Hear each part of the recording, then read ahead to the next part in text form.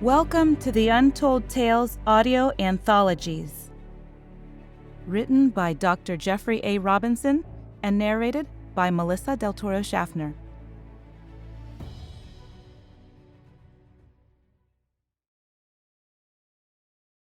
A day in the life of. You meet a lot of odd people when you own a pawn shop, and I've run into quite a number of strange ones. There was the 10-year-old boy who wanted to trade his 5-year-old little sister for an Xbox console and a display case. Then there was the drunk guy who needed money and wanted to pawn his tattoos.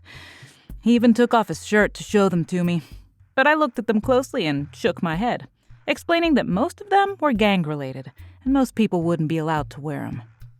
He nodded sadly and said he understood, but I felt sorry for him and gave him $10 anyway. The strangest fellow I ever met, though, was a man I only knew as John. He came into my store, the King's Pawn, on the morning of April 21st, 1993. I remember the date clearly, and I'll explain why in a moment. Anyway, the man walked into my shop just after I'd opened. I could tell right away he was homeless. What with the recent troubles with the economy and so many people out of work, it wasn't unusual to have people come to my store to sell keepsakes or family heirlooms. The stranger looked to be in his mid-40s, and his unshaven face had at least 4 days of whisker growth. His gaunt face and pronounced cheekbones hinted that he had not likely eaten full meals for some time.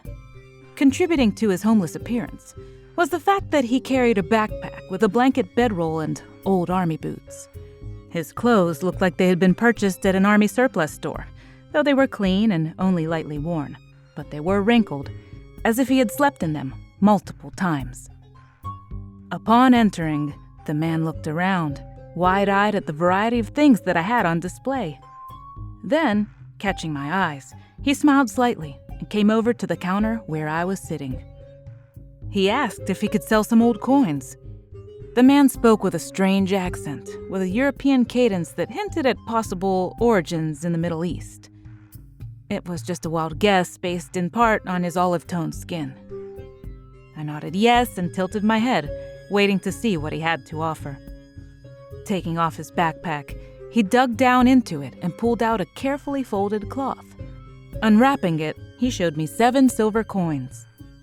My eyes widened as I recognized U.S. silver dollars dated 1800. Grabbing a jeweler's loop from behind a small drawer behind the counter, I put it on and studied the coins carefully.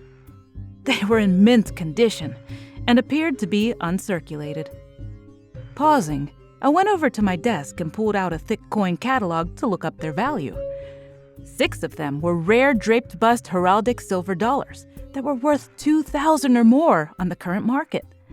The last 2 were of lesser quality, from the 1820s, but were still valued at between $50 and $150 each. Whistling, I looked up and said, "These are pretty rare." The man shrugged, saying, "I figured. I've had them for some time and was wondering what they might be worth." "Well," I said, staring at the coins, "if you auction them off, you could get maybe $12,000 or more. But I'd have to sell them to a third party to auction them, and for me to get a profit, the most I could offer you would be $6,000.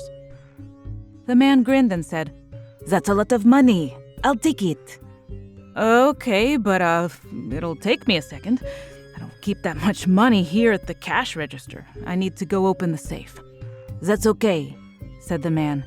"I'll just look around if that's all right." Turning away from him, I opened the small safe near my desk and counted out $6,000 in $100 bills. Returning to the counter, I motioned to him to come over and counted them out for him. He picked up one bill and examined it. "Will $100 bills be hard to spend?" I shrugged. "Yeah, sort of. A lot of places won't take them. But you can go to the bank across the street and get them converted to $20 bills, which everyone will take. I'll do it for you, but I don't have that many small bills here." "Can I get coins there? I mean, at the bank. I like to carry coins." Yeah, you can get any coins you like from them. Nodding, the man said, Good. I prefer new coins when I can get them. Usually I cannot. I buy them when I can. Then he asked, Oh, are there any shops nearby where I can buy new clothing and some food? Yes, I replied. Go north along Washington until you get to Main Street. You'll find all the shops you could possibly want within walking distance. Thank you, you're very kind. Wait, you're not from around here, are you? No. Do you have a car? I asked because he looked like he was traveling on foot, like people who backpack across Europe when traveling on the cheap. The man shook his head. No, I have only been here recently. From Europe? Yes. How can you tell? Your accent. French, right? Yes. I have only learned English for a while. I am still learning. But it is a difficult language, and it changes so fast. Yes, I guess it does. So you spent a lot of time in France, then? Nodding, he said, Some. Before that, Germany, and Italy, and before that, many places further east. You must have a fascinating story. The man studied me for the longest time before he replied. Yes, I do, as a matter of fact. However, he said, picking up his backpack and slinging the strap on his shoulder, I must go. I smiled and waved and returned to my work reviewing recent inventory changes, marking items that had been pawned too long and putting price tags on them so they could be sold. Then I forgot about the incident almost completely. However, to my surprise, near the end of the day, the stranger returned to my shop. He was clean-shaven and had gotten his hair cut. His army surplus clothes had been replaced with rugged outdoor attire, sturdy and warm. Sporting new boots and a new backpack with a strong metal frame, he looked ready to tackle the wilderness. I smiled involuntarily. The money he'd gotten for those old coins seemed to have been well spent, and it looked like he was ready to do some serious backpacking. Seeing my reaction, he smiled back and said, You were kind this morning, and I wanted to thank you. You expressed interest in knowing my story earlier. If you were serious, I would like to buy you a meal. My thought was that this guy was really unusual, but he seemed friendly and lucid, which was more than I could say for many of the homeless you find around town. Frankly, I was intrigued and looked at my watch. It was close to closing time anyway, and there hadn't been much traffic through the shop that afternoon. I wouldn't likely lose any business if I left a little bit early today. I have to admit that I really wasn't in a hurry to get home anyway. My brother and sister-in-law had moved in with me over the winter after they lost their house last year. Times were tough. Sure, I said. Let me lock up and we can go to Shirley's Diner. It's sort of famous hereabouts. She claims to have the best old-fashioned Americana food in the state. I closed and locked the till, grabbed my coat and turned off the lights. My guest waited patiently and silently by the door, and he stepped outside when I approached. I turned the open sign hanging in my door so that it read closed and locked the door behind me. I led the way down the street and said, Oh, by the way, my name is Stan. The man extended his hand and simply said, John. As we walked, he asked, Can you tell me what's happened recently? I've been out of touch and haven't had a chance to catch up. With that, I started jabbering away about recent events, politics, local and national, Clinton's election, the Olympic Games, the new laptops that everyone was talking about. In no time at all, we arrived at Shirley's and were immediately led to a booth. John studied his menu and then said, Why don't you order for me? I'll trust your judgment. Grinning, I ordered 2 of the classic double burgers, the ones with bacon and 3 kinds of cheese. Then I added a large order of fries and onion rings for us to share, topping off the order with 2 tall cold beers. As we waited for our food, John started to talk. I am called John. It is a name I have used for quite some time. It is common and has served me well, but my original name was Akshar. As you have guessed, I am a traveler, a foreigner who is just passing through. Truth be told, I am an involuntary visitor to this place. But I am a different kind of traveler than you have likely ever met before. Have you any specific destination in mind? I asked.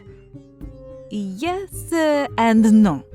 I am headed somewhere quite specific. I just am not sure where it exactly is. My eyebrows must have furrowed because he looked down as if I were frowning at him. So, what kind of traveler are you? I asked. Well, to be honest, I am a time traveler. I leaned back in my seat, suddenly worried about this guy. But he laughed. No, nothing like that. I'm not from the future or anything. Indeed, I may be using the term wrong. I only recently learned of the concept. What I mean is that all of us are time travelers, if you think about it. After all, every day we go to sleep and we wake up in the future. It is a new day, and what happened to us just a little while ago is now history. I thought about it and muttered, I guess so. Well, the same is true as me. Except there is a little difference. What if I told you that last night, when I went to sleep, I was halfway between here and Lincoln, Nebraska, and the date was April 21st, 1992. I chuckled out loud and replied, Well, I'd say you got your dates mixed up. Today is April 21st, 1993. I know. I was now thoroughly confused. John was serious. You see, whenever I go to sleep, I wake up exactly 1 year later. Not a day, an entire year. And not always in the same place, but usually nearby, within a dozen miles or so. Again, I didn't know what to say. It's true, he said, continuing. Every day that I sleep and wake up, a year has passed. By this time, I decided that this guy had completely lost it. It was obvious that he had definitely been on the road too long. John sighed. You look at me like I am crazy.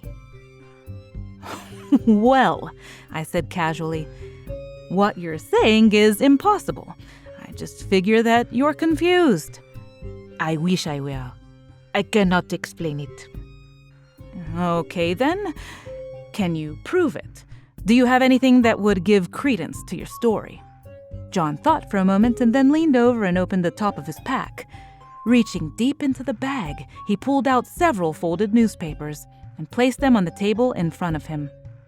I only venture into towns every few days, or rather years. Only when I need supplies or food.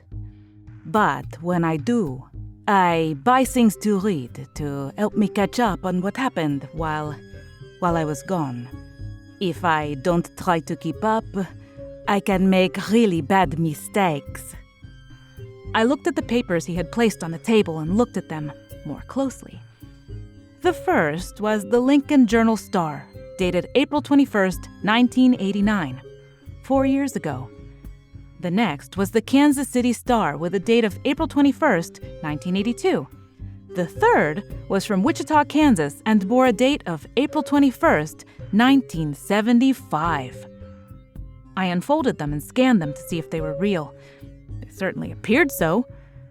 Holding up the third one, I said, This paper is 18 years old. Where did you get it? For me, it was only 18 days ago, less than 3 weeks.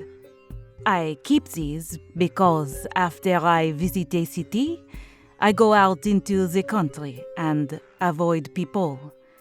When I do, I read the latest newspaper from front page to last. Sometimes I read it several times. I need to, or I don't know what has happened in the world. Then he pulled out today's paper. It was the Chicago Tribune with today's date, April 21st, 1993. For the past few weeks, or decades actually, I've been trying to work my way to Chicago. The place where I bought some food today for my backpack had a newspaper from there, so I got one. I was hoping to familiarize myself with the place before I arrive. Well, I said, either you're crazy, you're telling the truth, or this is one of the most elaborate pranks that's ever been played on me. I squinted at him. My brother didn't put you up to this, did he? No, I didn't even know you had a brother before you mentioned it. John looked sad, or disappointed. Then he reached into the pack and dug deeper. Here is another one that I kept. After I read the papers, I usually use them as kindling to start campfires, but I kept this one because it was a very bad year. Taking it, I opened it and read the date and the headline. It was from the Cleveland Gazette, and it had the date printed as April 21st, 1865. The headline read, "Search for President Lincoln's assassin continues." The articles that followed identified John Wilkes Booth and the efforts to find and apprehend him. Other articles discussed the end of the war and the mass surrender of thousands of Confederate soldiers. I looked up, amazed. The paper looks new, but this is more than 100 years old, I stammered. John shrugged. To me, it's only been about 3 or 4 months. Remember, I travel into the future at a year, every day. I was flabbergasted and looked back and forth between the different papers. You see, said John, that's where I got the coins from. I arrived in the United States in 1799 and used some gemstones I had hoarded to buy some new coins. I saved them, hoping that they would increase in value over time, and fortunately, I was right. But how? I paused, uncertain what to ask or say. When I bought this paper, there had been a war, and I was lucky I found myself in the North. I heard about so much death and killing. It was after this terrible war and these events here that I decided to head west, away from cities and towns. All I wanted to do was hide and disappear, someplace safe. I know, this seems impossible, but I figured you might understand. After all, you deal with antiquities, old things from the past, like those coins I sold you this morning. Yes, I muttered. You had old coins? Yes. Since I travel through time, so to speak, I need some way to earn money, to buy food and clothing. I found long ago that coins retain value and that if I buy them and carry some with me, that I can sell them later and they will have increased greatly in value. Those that I sold you this morning, I purchased in New York less than 200 days ago. That would be about 6 months by your reckoning, if time passed normally for me. I've been saving them, waiting for the opportunity to convert them to more modern currency. Today, I bought a couple of rolls of new coins that I plan on selling another 100 days from now. I nodded silently, staring at the Civil War newspaper in front of me. Then something occurred to me. Wait, how old are you? I am not sure. It is difficult keeping track of time. I think I am about 40 or 45. It's hard to keep track of. When all this started for me, years were not numbered. They counted how many years it had been since the current ruler had started his kingship. But how? How did this happen to you? I don't really know. It happened when I was about 20. There was an incident or an event. Something happened, but I'm not certain what it was. One day, I was living in a village with my family and my wife, Padma. The next morning, I awoke to find myself sleeping in a field. I went to a nearby village and quickly found that a year had passed and my home was gone. You mean your house? No. My whole village. I went to where it had been, but nothing was left but a big hole in the ground, a crater. I asked what had happened, and someone said something fell out of the sky. Then someone recognized me and started shouting that I was a ghost or an evil spirit. They drove me away with stones, and, well, life has been like that ever since. I sleep, I wake up, a year later. I did a quick calculation and figured that if he was 20 when this started and was now 40, and if he had been traveling at the rate of a year a day, then more than 7,000 days would have passed.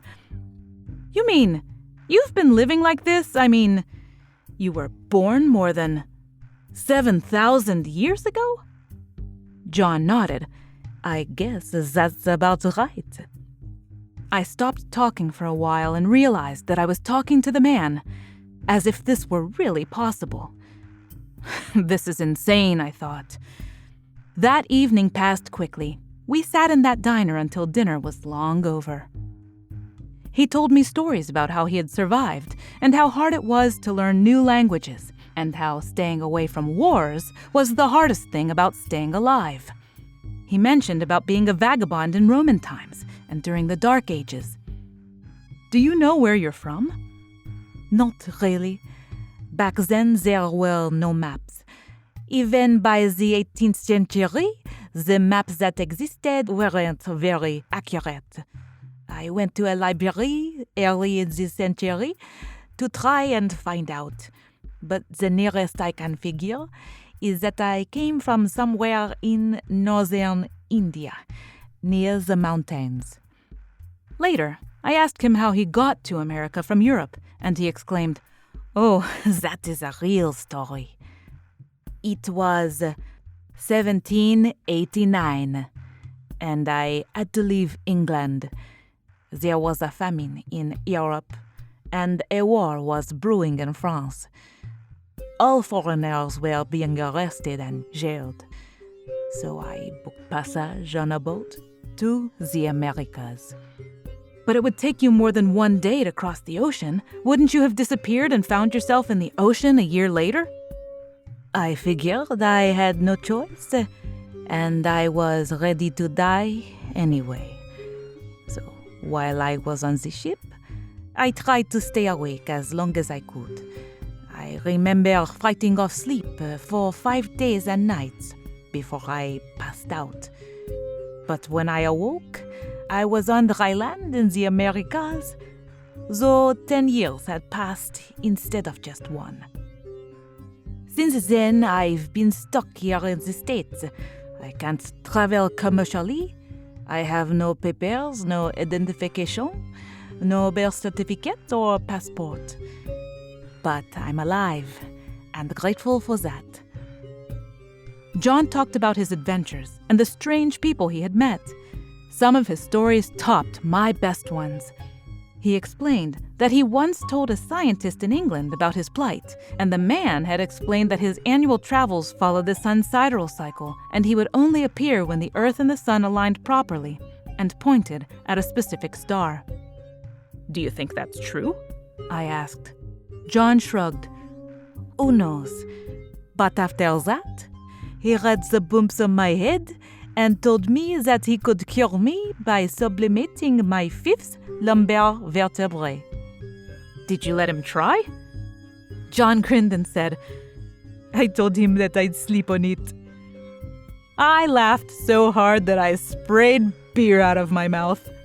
By the end of the evening, I realized that John was very lost and very lonely, but I did not know what to say to console him or ease his pain. Eventually, he said he had to leave. He said he never slept in towns and always found an isolated place to rest. He explained that when he had been in London, he had sometimes awakened in awkward settings. Once, he had found himself sleeping on the floor in someone's house. Another time, he had found himself locked in a warehouse. After a few frightening situations, he avoided large towns and densely populated areas whenever he could. I decided not to let John pay for the meal. I paid instead. Then we walked back to my shop. Then I took my car and drove him out into the surrounding farmlands outside the city. Sitting under a large tree far from any farmhouses, we talked until dawn, and I told him to look me up if he had the chance. I gave him my address and told him that I would appreciate it if he wrote me, at least as long as he could. I even promised that I would write to him. I said I could address letters to him as John Traveler, care of General Delivery, Omaha, Nebraska, or whatever city he specified in his letters. Then he curled up in his blanket. He explained that he had to sleep wearing his clothes in his backpack, or he would wake without his possessions. Finally, I left him and drove back to town, never expecting to see John again. I never told anyone this story, and over the years only thought of John a few times. I never heard from him until just this last year, nearly 3 decades later. In late April of last year, I received a letter from John. It only contained a single page saying that he was well and that he would be in Omaha the following April. I waited and had almost given up hope when he walked into my shop about 3 o'clock in the afternoon. It had been nearly 30 years, but he hadn't changed a day, or rather, he had only changed a few days. His clothes were newer, and he looked healthier. On the other hand, my hair had turned gray. Well, what was left of it anyway, and I had gained a good 30 pounds since we last met. I no longer doubted his story in the slightest. I asked how he was doing, and he said he'd been frugal and was actually still living off the $6,000 I'd given him. After all, to him, it had only been 30 days. We ate once more at Shirley's, ordering her classic signature burgers. He told me a few more stories, and we brainstormed about his journey. I speculated that he might be the source of stories about Rip Van Winkle and others who went to sleep or visited the land of fairies and woke years later. We laughed at the thought. It was then that he told me one last story.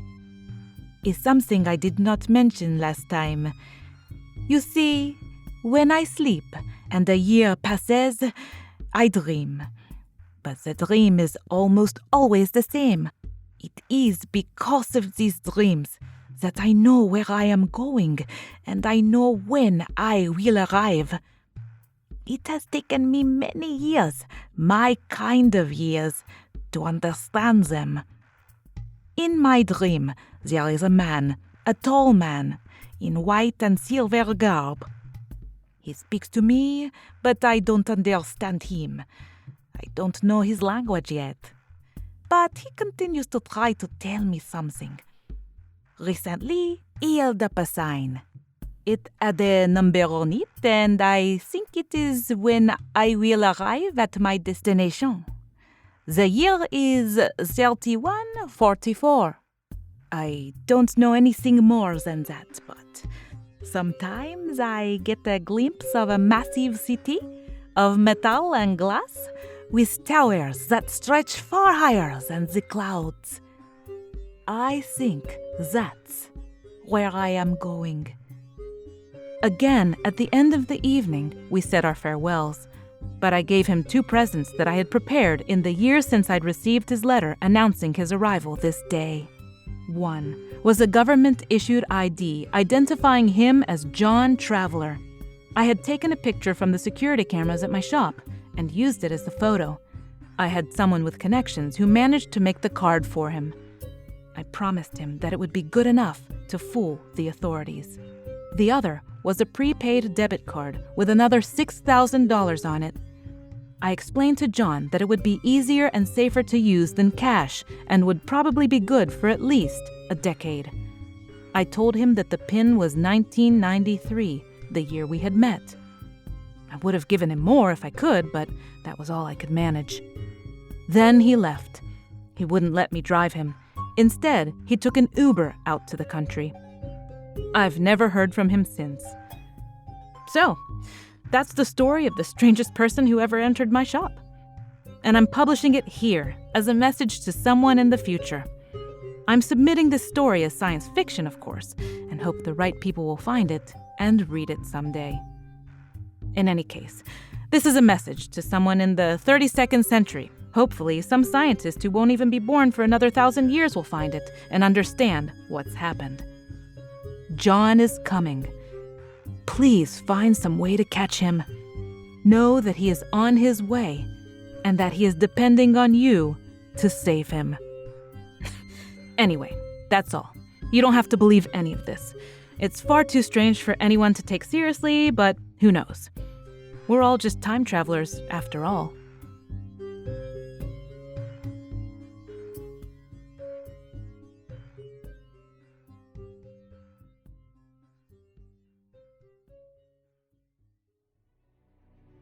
It's a new season, and we have some new authors and new storylines that will absolutely delight you. And as you know, we absolutely love our listeners, fans, and patrons. If you loved what you heard, consider joining us over on Patreon. That's where all the fun happens. Just visit www.patreon.com/Melissa Del Toro voiceover. If you'd like to read more of the stories in the Untold Tales series, not narrated here on our podcast, you can find Jeff's books on Amazon.com in paperback and Kindle format. The links for all of this information are conveniently listed in this episode's show notes. Thank you and have a wonderful day.